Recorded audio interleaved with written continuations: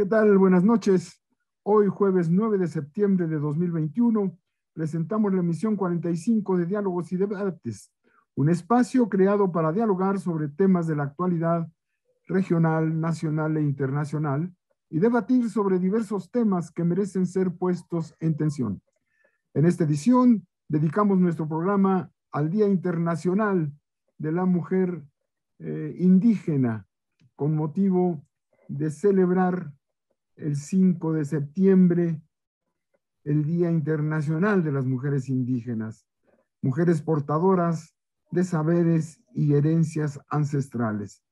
En la sección Memoria Histórica de Nuestra América, Adriana, Paola, Víctor y Marco nos recuerdan 3 eventos relevantes: la muerte del general Ignacio Zaragoza el 8 de septiembre de 1862, los 20 años del ataque a las Torres Gemelas en Estados Unidos el 11 de septiembre de 2001 y la batalla de Chapultepec el 13 de septiembre de 1847. En la segunda sección pasamos revista a las noticias que trascienden la coyuntura. En la sección de diálogos y debates con motivo del Día Internacional del Periodista, que conmemora a Julius Piłsudczyk, escritor y periodista checoslovaco, ejecutado por los nazis en 1943, abordaremos el tema de la relevancia de la profesión de periodista en la búsqueda de la noticia y en defensa de la libertad de expresión para difundirla. En nuestra sección "Qué ver, qué escuchar, qué leer", Ana Lluvia nos invita a la lectura de la novela Como agua para chocolate, en el marco del Día Internacional del Chocolate, el 13 de septiembre. Cerramos nuestro programa con la sección de Arte y Cultura. En esta ocasión, Adriana Paola rinde homenaje a José Clemente Orozco, integrante destacado del movimiento muralista mexicano.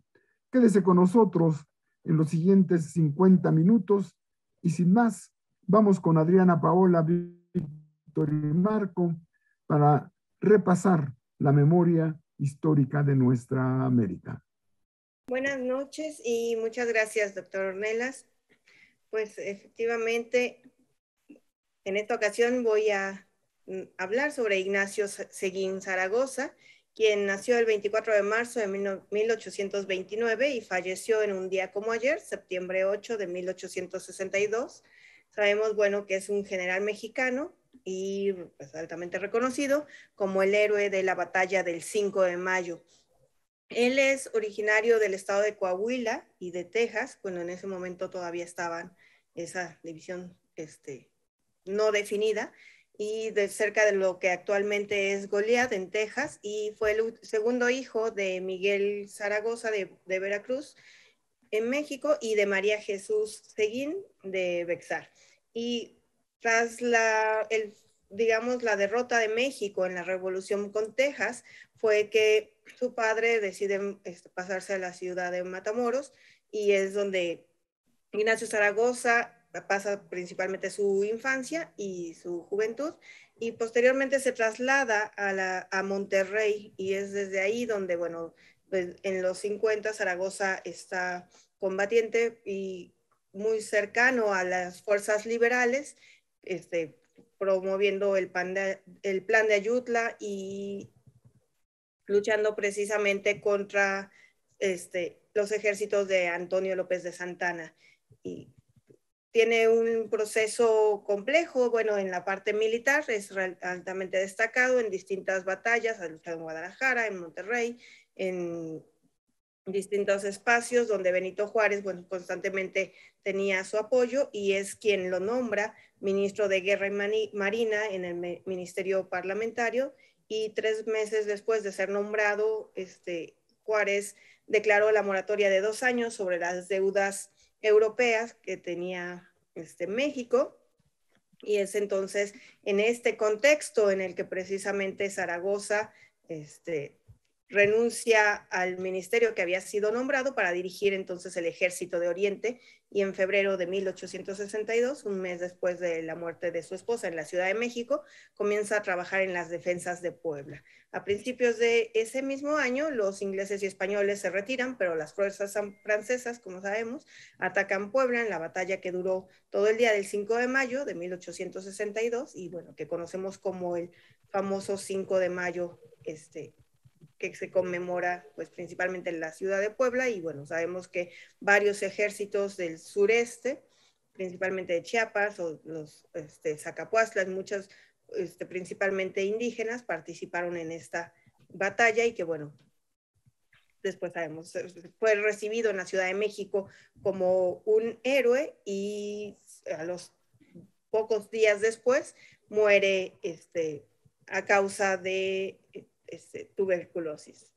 Y bueno, es un poco el recuento. Esto obviamente fallece el 8 de septiembre de 1862, y por eso es que hoy conmemoramos a Ignacio Zaragoza. Gracias. Pues sí, también tenemos otra fecha importante, 11 de septiembre. Para nuestra América es doblemente importante en primera instancia porque en el 73 hubo un golpe de Estado en Chile, cuando Salvador Allende fue depuesto por el golpista Pinochet, que inauguró una etapa de terror y una de las peores dictaduras de las que se tenga memoria en nuestra América. Y bueno, después, varios años después, ya en 2001, igual un martes 11 de septiembre, un atentado en Estados Unidos, en las Torres Gemelas, derrumbó esos edificios con 2 aviones que se estrellaron, y que, bueno, más allá de los rumores del autoatentado y todas esas teorías de conspiración, lo que sí nos queda claro es que además de las lamentables más de 2.500 muertes que hubo en las Torres Gemelas, que la mayoría fueron de trabajadores del más bajo rango, porque casualmente los altos ejecutivos no llegaron ese día o llegaron tarde, pues esto abrió la puerta para una intervención armada de los Estados Unidos en Afganistán, y facilitó también después la economía de guerra en Irak.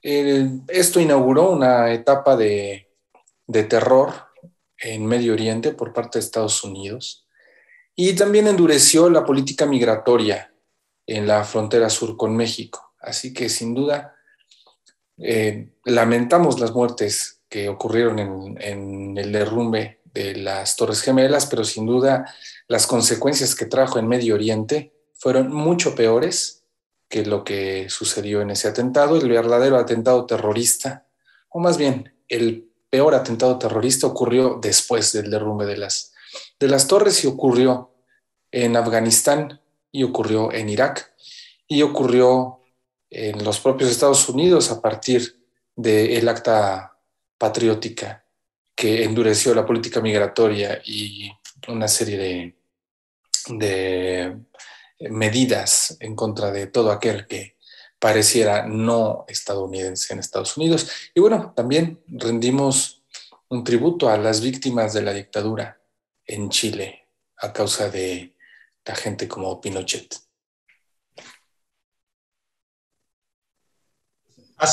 En el año de 1847, el ejército de los Estados Unidos había invadido a la República Mexicana. Una parte de ese ejército atacaba por el norte del país y estaba detenido en la ciudad de Saltillo, mientras que otra parte del ejército desembarcó en el puerto de Veracruz y avanzó hacia la capital mexicana. La batalla de Chapultepec fue un conflicto armado que duró el día lunes 13 de septiembre de ese mismo año, 1847, en el cerro que se llama Chapultepec. Se ubica en las proximidades de la Ciudad de México. En el combate intervinieron ejércitos de Estados Unidos y de México. El motivo de la batalla y de la invasión en general fue que Estados Unidos deseaba apoderarse del territorio del norte del río Bravo, incluyendo Texas, por lo que México desarrolló una defensa heroica. Las primeras batallas en el Valle de México fueron en Padierna, después en Churubusco, y después en Molino del Rey, donde los estadounidenses, bueno, vencieron a en estas batallas, pero uno de los últimos bastiones que defendía era justamente el castillo de Chapultepec, en donde había un colegio militar con alrededor de 100 alumnos y 800 soldados de diferentes batallones del ejército mexicano. Chapultepec estaba comandado en aquel entonces por el general Nicolás Bravo, uno de los héroes de la independencia. Por esto quiero resaltar que esta forma de intervención militar a México nos quitaron después de las negociaciones más de la mitad de nuestro territorio. Pero seguimos todavía sufriendo el intervencionismo que hace ese imperio que de alguna manera nos sigue provocando serios problemas sociales, políticos. Gracias. Gracias a Paola, a Víctor y a Marco. Vamos ahora a las noticias que trascienden la semana. Lluvia, ¿cuál es la noticia que desde tu punto de vista trasciende la coyuntura? Muy bien, buenas noches, Doc. Buenas noches a todas y todos. El pasado 7 de septiembre, la Suprema Corte de Justicia de la Nación declaró inconstitucional la interrupción voluntaria del embarazo al invalidar la legislación del Estado de Coahuila, que impone 3 años de cárcel a la mujer que voluntariamente practique su aborto o a la persona que le hiciere abortar con el consentimiento. Esto no implica por defecto que la interrupción voluntaria del embarazo sea legal en todo el país. Sin embargo, dadas las reglas judiciales en México, permite que los jueces de todo el país acudan a esta sentencia para fundamentar sus fallos. Esto implica que a pesar de que las leyes de las entidades federativas puedan criminalizar la libertad de las mujeres a elegir sobre su cuerpo, esto es considerado inconstitucional. Las legislaturas locales tienen ahora en su poder la capacidad de votar para eliminar la criminalización hacia las mujeres que deciden sobre su embarazo, abriendo una posible oleada de reformas en todo el país. O bien, podría dejarse abierto el tema para que simplemente las leyes restrictivas vigentes en los estados queden como letra muerta sin que los congresos decidan posicionarse al respecto. Al asunto no es menor. En la medida en que las fuerzas conservadoras en nuestro país se han posicionado abierta y radicalmente ante 2 temas concretos: la despenalización de la libre elección de las mujeres sobre su cuerpo y el matrimonio igualitario. La pregunta sería, ¿qué papel tendrá la legislación local en el contexto nacional? ¿Juzgarán como posición conservadora o sabrán entender la urgencia del derecho fundamental a la interrupción del embarazo? Sin duda, esta noticia dará de qué hablar más allá de esta semana. Decisión histórica de la Suprema Corte de Justicia que permite avanzar en ese derecho de la mujer a decidir sobre su propio cuerpo. Marco, ¿qué noticia nos tienes? Quiero referirme esta vez a la situación que se vive con la emigración masiva que existe no solamente en nuestro país, sino en todas las partes del planeta. Pero en el nuestro, obviamente, se ha generado un problema bastante complicado. De acuerdo con las estimaciones de la ONU, por ejemplo, se ha dado cuenta de que aproximadamente 272 millones de migrantes internacionales están en diferentes países buscando la forma de tener mejores condiciones de vida. Este delicado panorama, y con base en lo que México enfrenta por estos días, el presidente López Obrador envió una carta al mandatario estadounidense Joe Biden, en el que subraya la importancia de iniciar una nueva etapa en política migratoria, porque la gente tiene que optar por emigrar, pues no tiene opciones, no hay esperanzas en sus pueblos, y por lo tanto él señala que ya es tiempo donde lo fundamental es el desarrollo de sus pueblos, sobre todo su bienestar. En esta misiva, el presidente propone ordenar el flujo migratorio llevando a la práctica un plan para que haya trabajo en Centroamérica, que atienda a los pobladores de Honduras, Salvador, Guatemala, con un enfoque en que las causas, lo que siempre se ha dicho, además de plantear revisar el fondo de la necesidad de la fuerza de trabajo tanto en Estados Unidos como en Canadá. No hay trabajadores ahí suficientes para impulsar el crecimiento económico de América del Norte. Por ello, en lugar de estar deteniendo todo este flujo migratorio, hay que atender, por lo tanto, a las comunidades de origen, a la gente que tengan alternativas y también abrir la posibilidad de que se entreguen visas temporales de trabajo que se va a necesitar impulsar la producción. Hoy el día de ayer, el presidente en la mañanera señaló la necesidad de que esto debe de hacerse inmediatamente, sobre todo por el conjunto de preguntas que hacían algunos periodistas. Y él dijo que nuestro país no es pelele el gobierno de Estados Unidos. Y esto yo creo tiene mucha razón en este sentido y por lo tanto la necesidad de tener una nueva política migratoria es urgente ya para evitar el más posible este fenómeno migratorio en México. Esta es la noticia. Gracias. Gracias, Marco. El derecho a emigrar puede ser. Hola, te escuchamos. Claro que sí, Doc, muchas gracias. Pues en esta ocasión quiero enfatizar sobre la convocatoria que realizan los países que se encuentran en condiciones de mayor vulnerabilidad climática y que están solicitando, exigiendo un pacto de emergencia para que permita realmente a todos los gobiernos del mundo, principalmente a los que próximamente se van a reunir en Glasgow en la COP26, tomar pasos radicales para evitar una catástrofe climática. Y bueno, sabemos que este foro que es internacional convocado por la ONU, la COP26, ha resaltado reuniones millonarias. Entonces estos países que se encuentran en condiciones climáticas realmente en mayores condiciones de vulnerabilidad ante el cambio climático, están solicitando una, que se posponga o que realmente esta reunión pueda ser posible en la que puedan asistir todos los países, porque sabemos que hay muchos que se encuentran en condición en desventaja, principalmente por los efectos de la pandemia, que bueno, ha afectado a las economías de aquellos países que se encuentran precisamente en estas condiciones de mayor vulnerabilidad, ¿no? Que son países que se encuentran en África, Asia, el Caribe, América Latina y el Pacífico.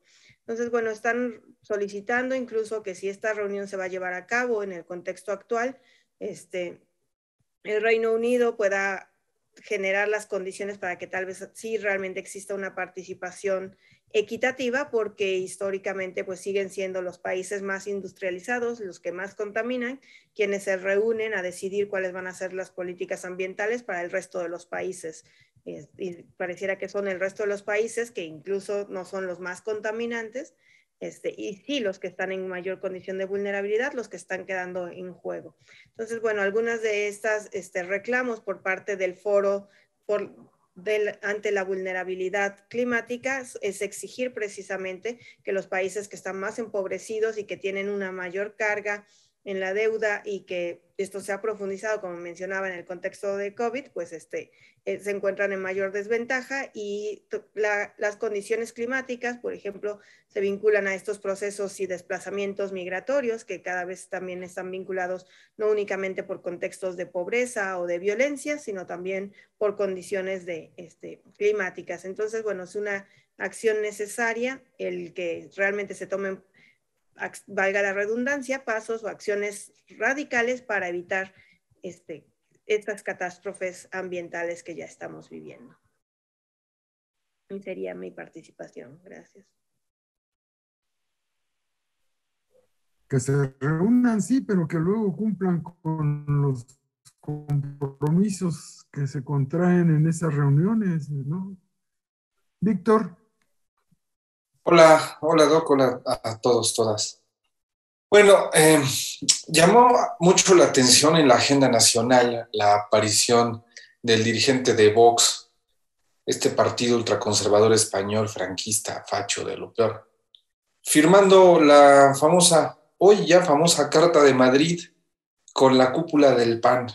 Dicen que no los representa, pero estaba por lo menos la mitad de sus representantes en el Senado. De hecho, fue en las oficinas de ahí del Senado, en las instalaciones del Senado de México, donde se recibió a estos sujetos. Si somos estrictos, es ilegal que lo hayan hecho porque se están inmiscuyendo agentes externos en política interna. Ahí sí que estaríamos hablando de una conspiración extranjera. Pero bueno, al parecer no se les va a perseguir a ellos, no va a haber ninguna represalia en su contra.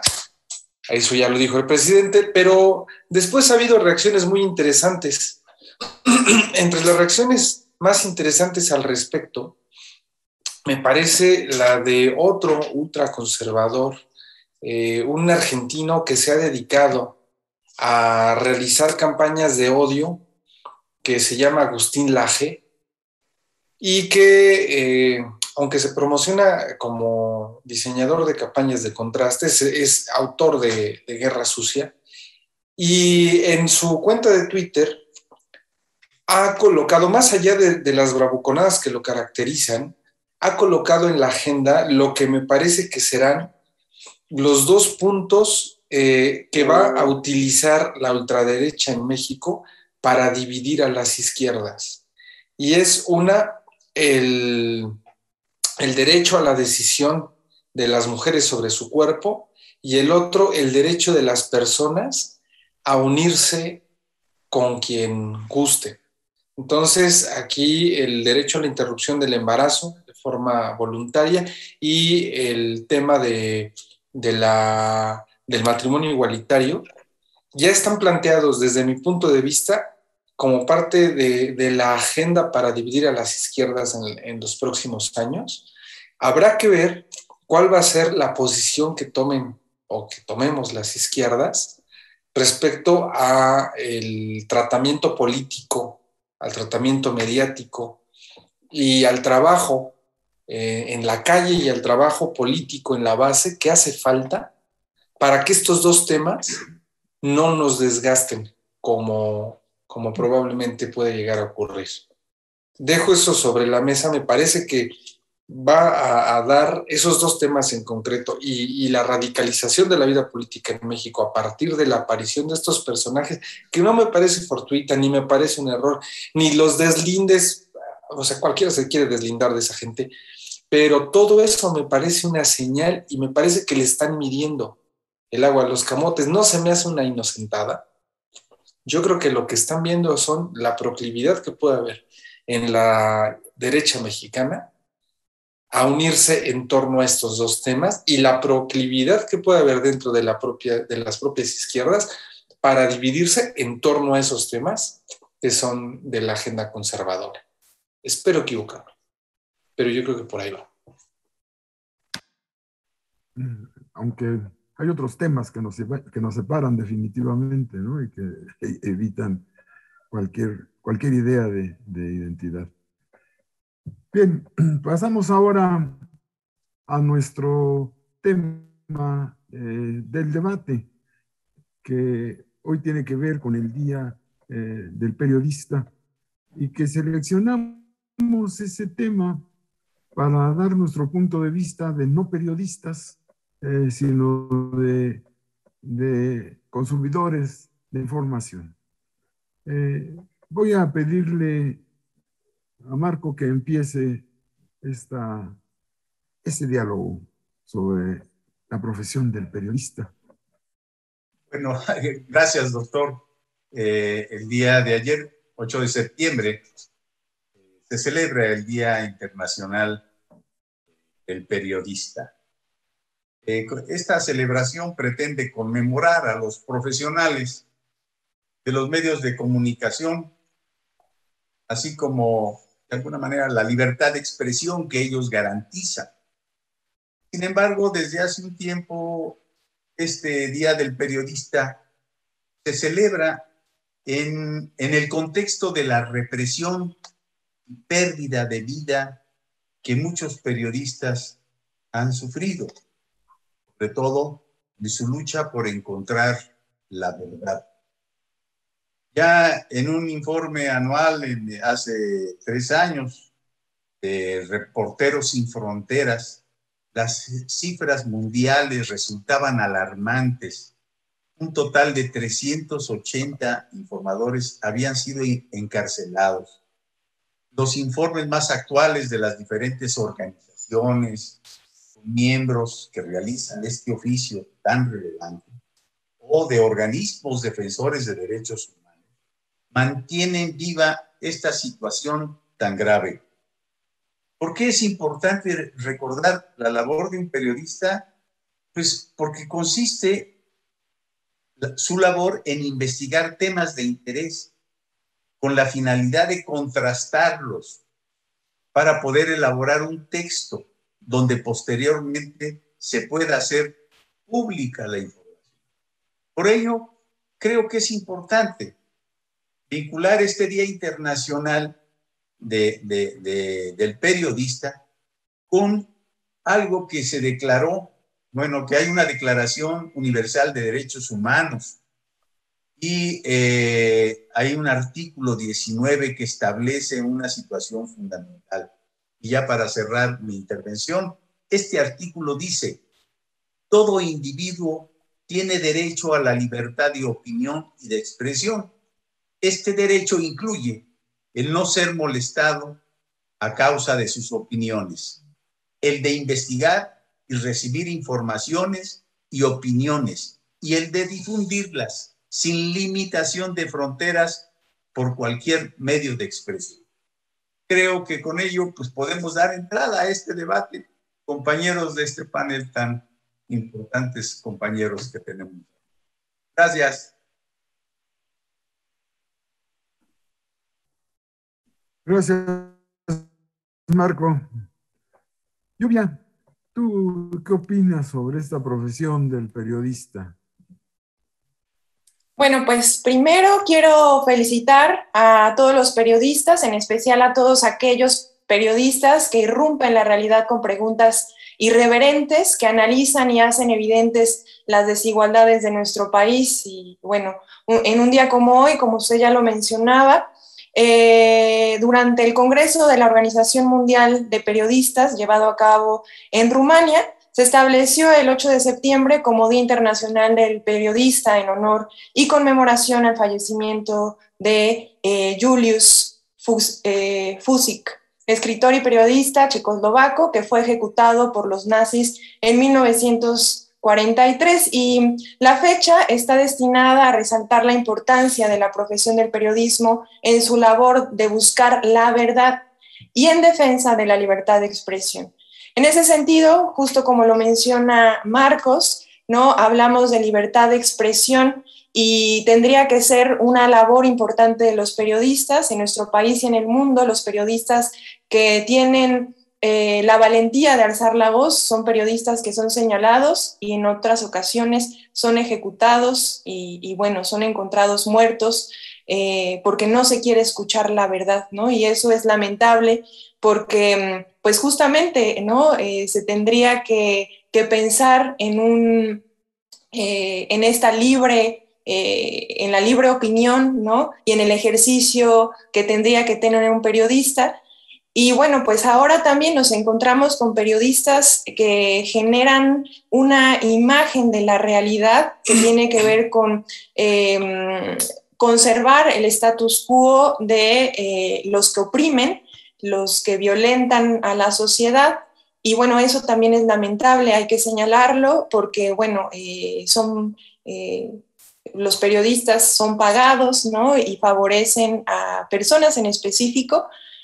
Y bueno, pues eso tendría que generarnos, bueno, a mí me genera angustia porque genera una perspectiva en la sociedad con una estética, ¿no? Que te obliga a mirar la realidad, una realidad pues falsa, y pues esto de alguna forma también aliena nuestras mentes y no permite ir más allá de lo que está pasando en el contexto, ¿no? Actual, y es preocupante, ¿no? Muy preocupante. Gracias, Lluvia. Era tal la vocación de Julius Fussell, vocación periodística, que tiene un libro bellísimo que se llama Reportaje al pie de la horca, que escribe previo inmediatamente a su ahorcamiento. Es ahorcado, Fussell. Así son los periodistas de verdad. Víctor, danos tu opinión, por favor. Gracias. Pues el oficio del periodismo, sin duda, recientemente y sobre todo por una tendencia periodística, no sé si llamarle así, se ha visto manchado por una aparente neutralidad. Se habla de una neutralidad del periodista como si el periodista no tomara posición con su pluma. Y muchas veces la mayoría de los que se escudan en esa neutralidad del periodista lo hacen por obtener un lugar cómodo dentro del orden social, dentro del orden político vigente. Y muchas veces son ellos mismos los que hablan de esa neutralidad del periodista, quienes de alguna forma se convierten en sicarios informativos. En México hay varios ejemplos que no me gustaría mencionar, pero que continuamente se han convertido en una especie de textoservidores que a la menor provocación utilizan la influencia que tienen con la gente y en los medios para poder fustigar.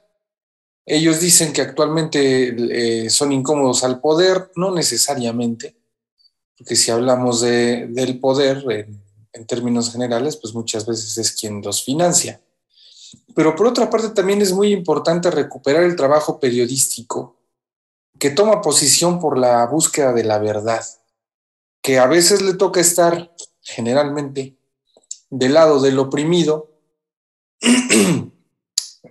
y donde pues se lleva muchas veces la peor parte, porque tenemos un país que ha sido uno de los más peligrosos para el ejercicio del periodismo en los últimos años, a causa de males que nos aquejan a todos, principalmente el crimen organizado, y por otra parte, pues el crimen que también se llegó a infiltrar a esferas del gobierno, como el caso que se dio con el exgobernador de Veracruz. Entonces, así hay muchos casos en general de gente, de periodistas que buscando la verdad y posicionándose por la búsqueda de la democratización de la información, pues han tenido que dejar incluso la vida. Ese es el periodista, y ese es el periodista que, lejos de ser neutral, se posiciona a favor de la verdad y casi siempre a favor del oprimido, del lado del oprimido. Hay otros periodistas que le juegan al revés. Hay gente, por ejemplo, en Cuba, se me viene aquí a la cabeza Joanny Sánchez, que dice ser una periodista incómoda al régimen, pero que casualmente viaja con todas las comodidades por todo el mundo, en lugares donde auspician sus visitas con todos los lujos, y que pues no ha sido reprimida para nada. Y así hay varias historias. En cambio, pues hay lugares donde son realmente perseguidos. Entonces, pues vale este homenaje para quienes están en el periodismo arriesgando la vida para podernos dar información. Gracias, Víctor. Paola, te escuchamos para cerrar esta ronda. Gracias, Doc. Pues efectivamente honrar a aquellos periodistas comprometidos con la ética y con la búsqueda de la verdad o de la historia mejor contada, en el sentido mejor posicionado por la justicia social y demás, por la equidad, y bueno, y cuestionar a aquellos que no lo hacen, ¿verdad? Creo que para el caso de México tenemos una muestra a quien yo admiro mucho, y se trata de Vicente Leñero, ¿no? Que constantemente se negó a traicionar precisamente sus convicciones.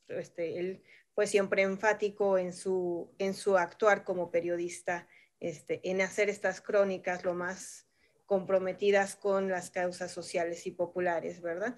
Creo que el periodismo tiene efectivamente esas funciones, ¿no? Tiene esa función de buscar aquella información que muchas personas no podemos estar porque no estamos presentes en el lugar y en el momento indicado. Entonces, esa búsqueda constante de la información que permita garantizar el derecho a la libertad, que permita, pues, honrar el artículo 19 constitucional.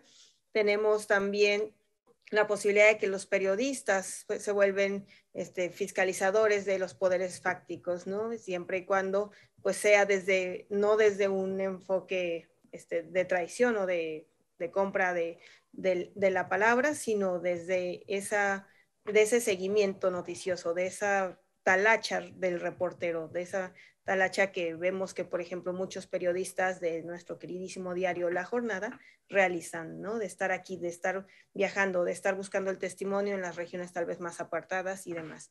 Y bueno, pues la función principal, por supuesto, es mantener a la sociedad informada, y también nos corresponde como sociedades ser buscadores de esta información y de estar verificando que sean fuentes confiables, que no sean estas noticias falsas que sabemos que hoy en día son tan comunes y se viralizan en esos espacios cibernéticos en los que se transfiere y se transmite la información hoy en día. Y también, bueno, aún sabemos que México tiene un contexto complejo a través de la historia, donde ser periodista pues siempre ha sido una profesión de alto riesgo, donde la libertad de expresión nunca ha sido garantizada al 100% en distintos momentos de la historia de nuestro país. Y bueno, sabemos que actualmente se encuentra en el lugar número 143 en cuanto a acceso a la información y libertad de expresión, en un conteo de 180 países, por ejemplo, ¿no? Entonces estamos en una escala bastante lejana a lo que se esperaría en cuanto a acceder a la información, en cuanto a tener esa libertad de expresión y ética informada que corresponde a la verdadera labor del periodista. Y bueno, creo que siempre es un buen día para honrarlos, para reconocerlos y para exigirles esa ética y ese compromiso con la información de nuestras comunidades. Gracias. Gracias, Paola. Bien, pues vamos a nuestra sección de qué ver. Esta vez, qué oír, a dónde ir. Esta vez, Ana Lluvia nos va a platicar de esa novela que tuvo un impacto muy fuerte en México, bueno, y en el mundo entero, según escuchaba yo alguna vez a Arau. Como agua para chocolate. Y esto se hace en el marco de la conmemoración del Día Internacional del Chocolate, que se celebra el 13 de septiembre. Ana Lluvia, te escuchamos. Así es, Doc. Bueno, Como agua para chocolate es una novela escrita por Laura Esquivel, una de mis escritoras predilectas. Es publicada en 1989, une dos géneros literarios, el costumbrismo, que está encuadrado en la Revolución Mexicana, y nos sumerge en una familia mexicana de principios del siglo XX, y la fantasía, ya que la magia se entrelaza con la realidad. La novela trata acerca de la vida de una mujer llamada Tita, sus amores y la relación de estos con la familia. Todo relacionado con la importancia de la cocina y las recetas típicas mexicanas. Y bueno, como agua para chocolate, es una historia de contrastes. El más profundo y el más evidente es cómo la vida de Tita se define en base a lo que la tradición le manda hacer y lo que ella desea hacer. Y a lo largo de la novela vamos a asistir a todas esas luchas que libra Tita frente a la tradición, a las expectativas que tiene la familia y contra la voluntad de su madre que le impide hacer feliz. Tita quiere ser libre, aunque la tradición lo impide. Pero sobre todo veremos el eterno amor que le profesa Tita a Pedro y cómo su relación va cambiando a lo largo de los años. En la novela se puede apreciar un estilo muy particular, en el que se emplea un realismo mágico con el fin de combinar lo sobrenatural y encontraremos una magia distinta a la que encontramos en los libros estos de magia, ¿no? Porque no hay dragones, ni batallas estas dramáticas, ni magos, ni seres extraños o de otra galaxia, pero sí tenemos una magia sutil y detallista. Fue incluida en la lista de 100 mejores novelas en español del siglo XX del periódico español El Mundo.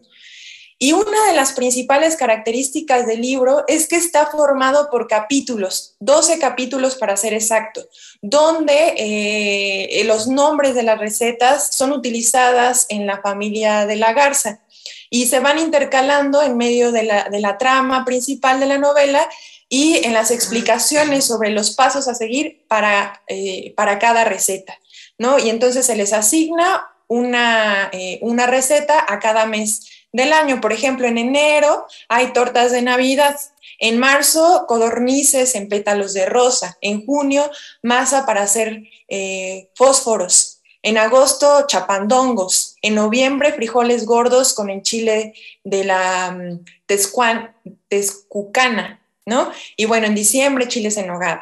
Y como agua para chocolate fue llevada también al cine por Alfonso Cuarón, Alfonso Arau. Tanto la película como el libro se tradujeron a más de 30 idiomas y tuvieron muchísimo éxito en diversos países. La verdad que no tiene pierde este libro, se los recomiendo ampliamente. Ni la novela ni la película, ¿verdad? Las dos son buenísimas, se las recomiendo. Por supuesto hay que leer la novela sobre todo, que sí, verdaderamente es un deleite.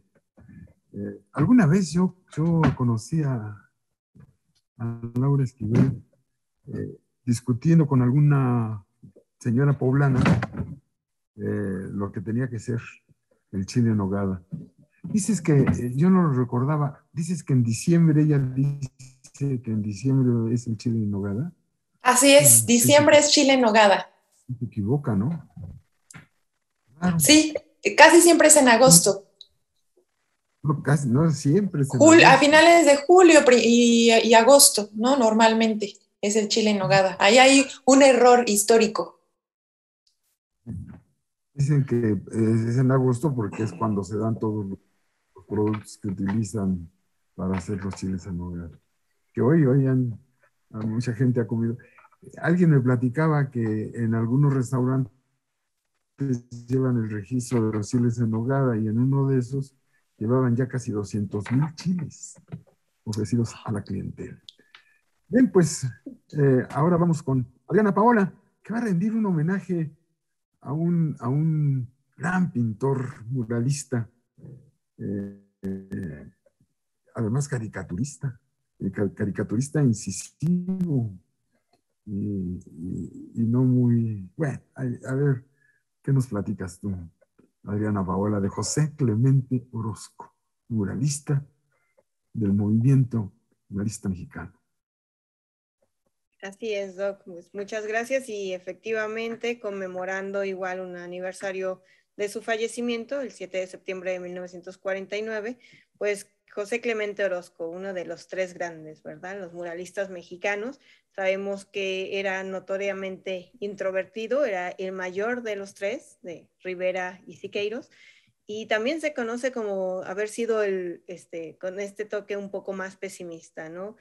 Era, en muchos sentidos, ha sido tal vez menos valorado en algunos momentos de la historia, y precisamente porque a diferencia de Diego Rivera y Siqueiros, él criticó mucho el proceso, el gobierno post-revolucionario y esta imposición de Vasconcelos de dictar mestizaje divino que señalaba, ¿no?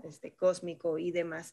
Entonces, bueno, algo que fue percibido en ese momento como distanciamiento, en realidad era una postura bastante rebelde y disidente, y su estilo, bueno, se ve plasmado ahí. Había encargos de pinturas que le exigían ciertos parámetros y él decidía hacerlos a la libertad y a la decisión propia, ¿verdad?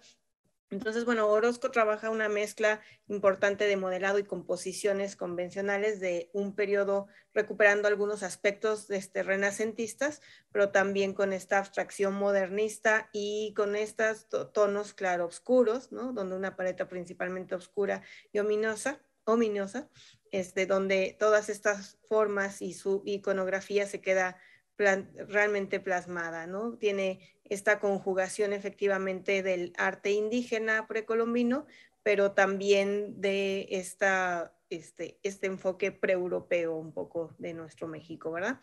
Y como usted ya bien señalaba, doctor Ornelas, también su habilidad como caricaturista fue muy importante y a través de esta tuvo como mucha presencia con estos temas políticos, con el manejo de una comunicación compleja y sutil a partir del uso de la caricatura.